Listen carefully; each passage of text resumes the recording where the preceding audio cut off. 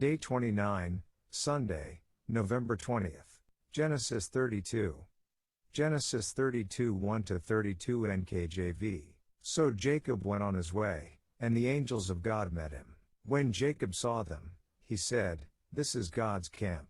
And he called the name of that place Mahanaim. Then Jacob sent messengers before him to Esau his brother in the land of Seir, the country of Edom. And he commanded them, saying, "Speak thus to my lord Esau, thus your servant Jacob says, I have dwelt with Laban and stayed there until now. I have oxen, donkeys, flocks, and male and female servants, and I have sent to tell my lord, that I may find favor in your sight." Then the messengers returned to Jacob, saying, "We came to your brother Esau, and he also is coming to meet you, and 400 men are with him." So Jacob was greatly afraid and distressed, and he divided the people that were with him, and the flocks and herds and camels, into 2 companies. And he said, "If Esau comes to the one company and attacks it, then the other company which is left will escape." Then Jacob said, "O God of my father Abraham and God of my father Isaac, the Lord who said to me, 'Return to your country and to your family, and I will deal well with you,' I am not worthy of the least of all the mercies and of all the truth which you have shown your servant. For I crossed over this Jordan with my staff, and now I have become 2 companies. Deliver me, I pray, from the hand of my brother, from the hand of Esau, for I fear him, lest he come and attack me and the mother with the children. For you said, I will surely treat you well, and make your descendants as the sand of the sea, which cannot be numbered for multitude." So he lodged there that same night, and took what came to his hand as a present for Esau his brother, 200 female goats and 20 male goats, 200 ewes and 20 rams, 30 milk camels with their colts, 40 cows and 10 bulls, 20 female donkeys and 10 foals. Then he delivered them to the hand of his servants, every drove by itself, and said to his servants, "Pass over before me, and put some distance between successive droves." And he commanded the first one, saying, "When Esau my brother meets you and asks you, saying, 'To whom do you belong, and where are you going? Whose are these in front of you?' Then you shall say, 'They are your servant Jacob's. It is a present sent to my lord Esau, and behold, he also is behind us.'"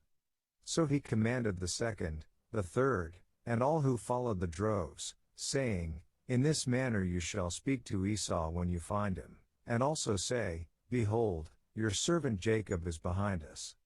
For he said, 'I will appease him with the present that goes before me, and afterward I will see his face, perhaps he will accept me.' So the present went on over before him, but he himself lodged that night in the camp. And he arose that night and took his 2 wives, his 2 female servants, and his 11 sons, and crossed over the ford of Jabbok. He took them, sent them over the brook, and sent over what he had. Then Jacob was left alone, and a man wrestled with him until the breaking of day. Now when he saw that he did not prevail against him, he touched the socket of his hip, and the socket of Jacob's hip was out of joint as he wrestled with him. And he said, "Let me go, for the day breaks." But he said, "I will not let you go unless you bless me." So he said to him, "What is your name?" He said, "Jacob." And he said, "Your name shall no longer be called Jacob, but Israel, for you have struggled with God and with men, and have prevailed." Then Jacob asked, saying, "Tell me your name, I pray." And he said, "Why is it that you ask about my name?" And he blessed him there. So Jacob called the name of the place Peniel, for I have seen God face to face, and my life is preserved. Just as he crossed over Peniel the sun rose on him, and he limped on his hip.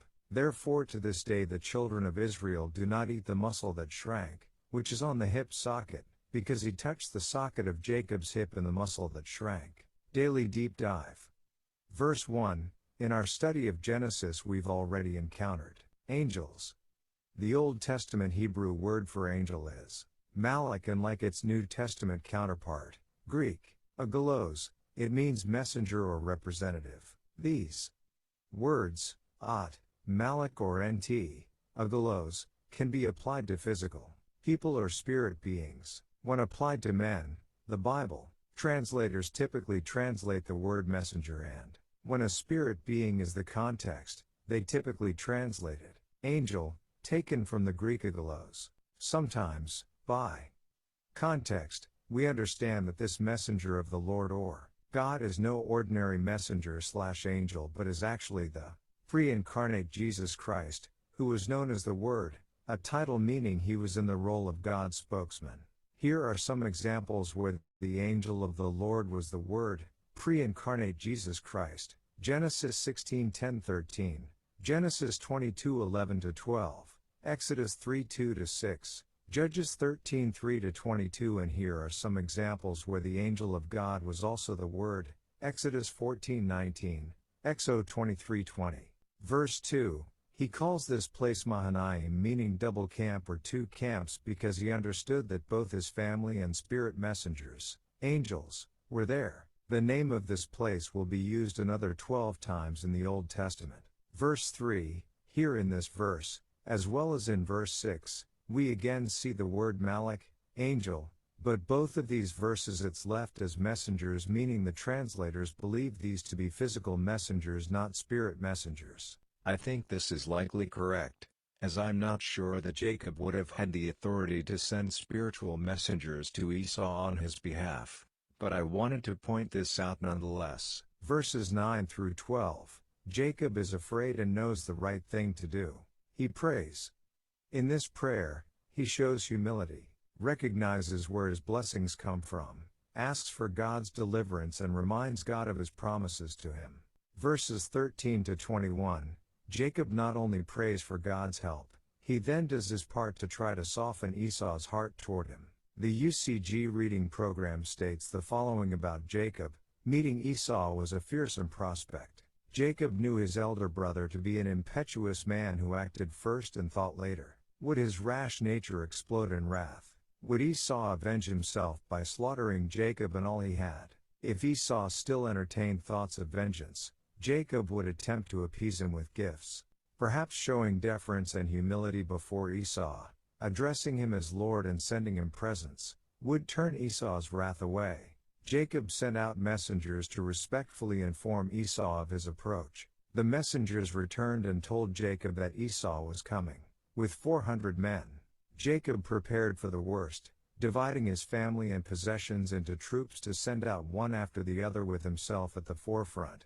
Genesis 33:3, hoping in this way to preserve as much of his family as possible should Esau attack. Ahead of them he sent troops of men bearing gifts, hoping waves of gifts would cool Esau's hot head. For the moment, however, Jacob remained at the fort of Jabbok. What happens next at Jabbok is of profound importance for understanding the character development of Jacob. Before examining the details of the story, though, we must look at Jacob's prayer. In reading the life of Jacob, we have seen him develop from a cultured and physically imposing young man, who relied on his own cunning and skill to obtain what he wanted, manipulating those around him, into a man who learned that real prosperity, security and peace depends on one's righteousness before God. That in itself is a great growth in character.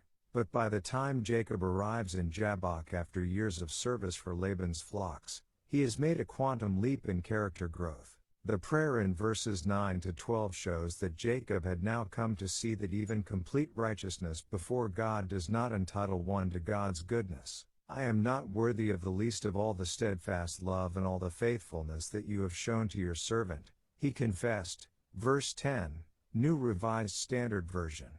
Jacob now sees himself as he truly is, an unworthy man wholly dependent on the mercy and undeserved grace of God. Now, to bring his character to maturity, while Jacob is alone at Jabbok, the strangest wrestling match in history will be played out in the darkness, without a single spectator. And, verses 24 and 25, this is the only place in the Bible we find this Hebrew word translated wrestled used. It comes from a root word meaning dust and here means to cover with dust or get dusty. Here's what the UCG reading states about this being and wrestling match. In the middle of the night, a supernatural being comes down and wrestles with Jacob. This being, identified as God, must have been the pre-incarnate Jesus Christ, who, As the Word with God the Father from the beginning, was also God, John 1:1-3, John 1:14. It could not have been God the Father since Jacob saw him and, as the Apostle John later stated, no one has seen God at any time, John 1:18, clearly referring to the Father in this verse. To learn more about the nature of God the Father and Jesus Christ, request or download our free booklet Who is God? At first Jacob may not have known who his opponent was, but before the match was over, Jacob discerned his identity, for he later calls him God. Verse 30. Now why did God want to wrestle Jacob? A better question would be, why did Jacob continue to wrestle once he figured out he was wrestling with God? What would be the point of wrestling with God? God could easily beat his opponent, or God could simply match his opponent move for move and produce a draw, or God could deliberately lose. In any case, to continue the match would seem pointless. So why did Jacob continue to wrestle? We can't know for sure, of course, but perhaps it was simply because God wanted to wrestle, as a test of Jacob's perseverance and attitude. The wrestling match, viewed in this context, would seem to have been a test of submission. Would Jacob submit to continuing to wrestle, even when it seemed pointless, just because God wanted it that way? Also, from the conclusion, it is evident that Jacob wanted God's blessing, and God, it seems, wanted to know just how much he wanted it. In the end, Jacob demonstrated his deep feeling of total reliance on God's blessing, and he showed that he would hold on to whatever God was doing in his life in order to receive that blessing. In confronting Esau and whatever other obstacles he would later face, his own cunning and ingenuity would not deliver him. He knew that he had to trust in God alone. As the match progresses, Christ sees that he is not prevailing against Jacob. This does not mean that Jacob was winning and Christ was losing. It simply means that Jacob had not yet given up. He was still wrestling. Then Christ makes it far more difficult for Jacob to continue by striking his hip socket. In pain and even in tears, Hosea 12:3-4, Jacob still does not give up. Finally, Christ tells Jacob to release him as the day is dawning. But Jacob says he will not let go until Christ blesses him. This is almost certainly not disobedience, as it might appear to be. Rather, it is apparent that Jacob understood his holding on until receiving the blessing to be the reason God engaged him in the contest to begin with. In faith, we are to hold God to his promises to bless us until he does so, for that is what he has told us to do. In doing this, Jacob prevailed with God and was renamed Israel, meaning prevailer with God. This does not mean that Jacob won and Christ lost. Indeed, the match ended before either of them was pinned. Of course, Christ could have pinned Jacob at any moment, but that was not his desire, nor was it the point. The point was to see if Jacob could persevere with God in the face of adversity, and he did. So who won the match, Jacob or Christ? The truth is that both won. God always prevails, and now Jacob prevailed with him. It must be the same with us. End.